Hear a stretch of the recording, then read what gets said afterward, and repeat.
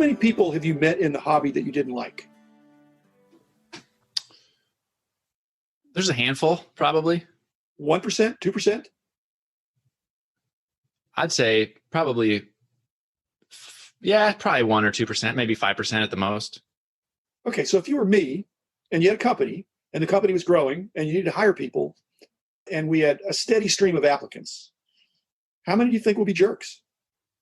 1 or 2%. We had a couple of bad apples that got through, but other than that, and the evidence is out there, working for Upper Deck, Tops, Panini, all these other, and many card stores and other kind of places. Breakers, some of those people used to be on our team, and they're really, really pretty solid. Mostly guys, a few women.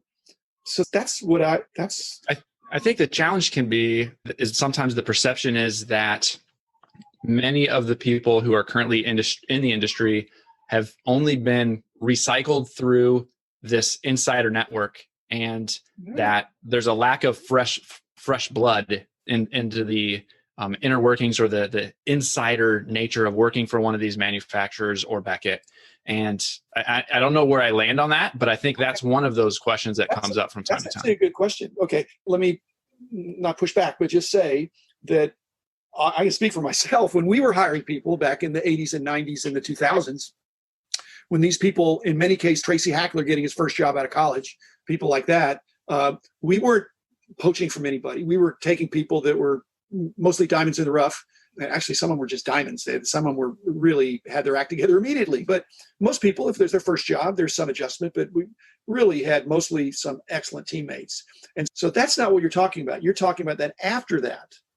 Then when there's this diaspora, where where Beckett Media now has a lot less employees than we had because they've offshored some things. And so there are these talented people, again, mostly guys, who are out there with a lot of hobby knowledge. And I think there's a few of them have been at Tops, but not as much. A few of them have been at Leaf, but not as much, the current Leaf. A few of them have been at Upper Deck, but not as much. Mainly they've been Panini. And there was a steady stream. And I think the main reason for that was they were close by. They were close by. And one of them went and then brought another one. And so we weren't discouraging. We didn't necessarily throw a party when somebody was leaving, but we knew that people weren't necessarily going to work for us for the rest of their lives. And so my only hope as a boss was that when they leave, they're leaving for something that they perceive as better and that they're making a good choice. And Scott Pruscia that I just had on was the job they hired him for at Panini. When he mentioned it was the melancholy day of his life or whatever, a little overstatement there. But when he came in to talk to me to say, hey, I'm accepting this offer from Panini, and I didn't give him a hard time. I didn't say, get out of here. I said, tell me about what they've offered you and and it wasn't about the money, because I don't even know that it was more money. It was about the money because people had ample opportunity in our place to do fine. But he described what he was going to be doing there, and it sure seemed to fit his skill set, his personality. And so I was happy for him. And there were a number of other guys like that too. Is there too much concentration? The other part of it, I see the other aspect of that is if companies, card companies especially, or licensing entities are hiring people that don't have any hobby background at all. To me, that's a worse problem. Okay. I tried to hire for character and passion and knowledge and integrity. And like I said, I'll stand behind about 98% of them. There's a couple of bad apples that I do not talk about, but really blessed to have some great teammates. And that you and I have talked about the nuanced nepotism episode I did a long time ago. Again, I don't know that I was clear on that, is that we started doing that pretty early, but very early we had some diversity in our workforce. So there wasn't all people named Beckett in their maiden name, or my sister was an early person, obviously, but there were a number of other different ethnicities that we had in our initial smaller group. And when we got to our fast growth phase, hiring people that were and again, I did the hiring. So I did hire my sister, who was fabulous, but I hired a certain other person's brother and a certain other person's daughter and a certain other person's sister and a bunch of those like that. And in that case, I knew the raw material DNA was really good. But most of those, Mike, were not people that were the hobby-centric price guide analyst guys. It was customer service.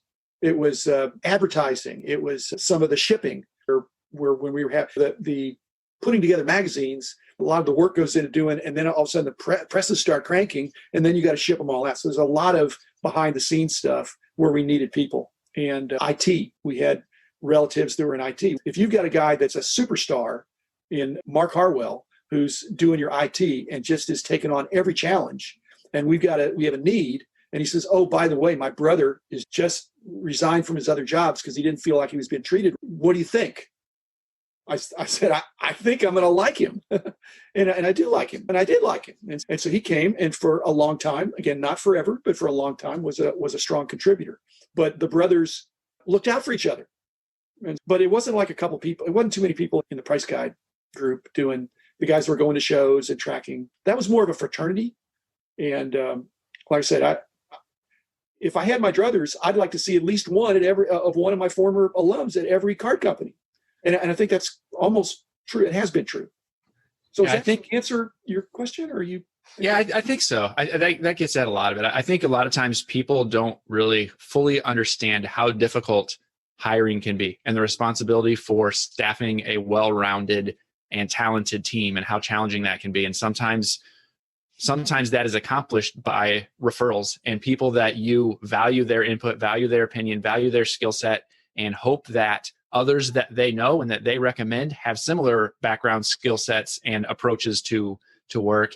And you still, as a business owner, want to mix that with a diversity of thought of people who are maybe not inside your current bubble of sphere of influence, so that you can get some different and new and fresh opinions or bring a skill set that maybe you didn't even know you needed. And I think people sometimes have a hard time understanding the challenge that really can be for a business owner. And sometimes that leads to people to think they only hire this or they only hire that, or you have to know somebody here on the inside to even have a chance at being listened to, when that's not always necessarily the case. Again, let's not look any farther than PSA and BGS to note the two that have the biggest backlog. I think SGC is now developing a backlog on their grading. And what is it, CCG, or there's a new entrant. Mm-hmm. They're all looking for graders. And so you'd think, why did PSA, they're a public company, they have lots of money. BGS is not. They should be able to hire some people. It's hard. It's hard to hire people. Again, integrity, skill, passion, and the ability to grade. You can have all the passion in the world, and if your eyes aren't that great or you don't have the card knowledge, I don't want to train somebody from scratch. And so the fact that PSA and BGS have such a backlog is indicative of the fact that these companies are not just hiring friends of friends or warm bodies. I did a recent episode, maybe it hadn't come out yet, but I didn't take the grading test, but I took the autograph authentication test from Jimmy Spence a number of years ago, just as fun because he's a friend. And I got 60%. And I was a serious autograph collector back in the day. And dealer.